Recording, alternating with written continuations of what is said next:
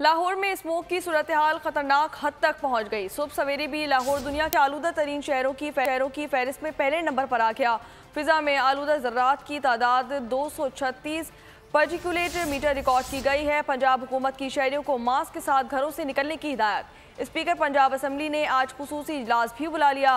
मलिक मोहम्मद अहमद ने कहा कि हम सब के लिए चैलेंज है, नज़रअंदाज नहीं कर सकते। तमाम अरकान अवामी मसले पर अपनी हाजिरी को यकीनी बनाएं। मज़ीद तफसीलात जान लेते हैं अफजाल अब्बासी से। जी अफजाल, आगाह कीजिएगा।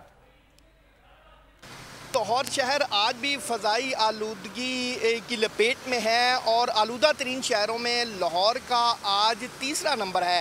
एयर क्वालिटी इंडेक्स 236 है लाहौर का। और अगर लाहौर के इलाकों की बात की जाए तो सबसे ज़्यादा जो एयर क्वालिटी इंडेक्स देखा गया है 410, वो जौहर टाउन के इलाके में देखा गया है। इसके साथ साथ DHA फेज़ 8 में एयर क्वालिटी इंडेक्स 398 है।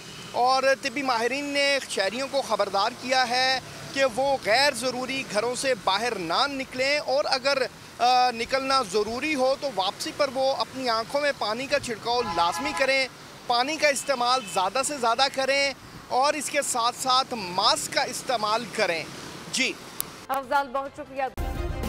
सब्सक्राइब करें और बेल दबाएं ताकि कोई खबर रह न जाए।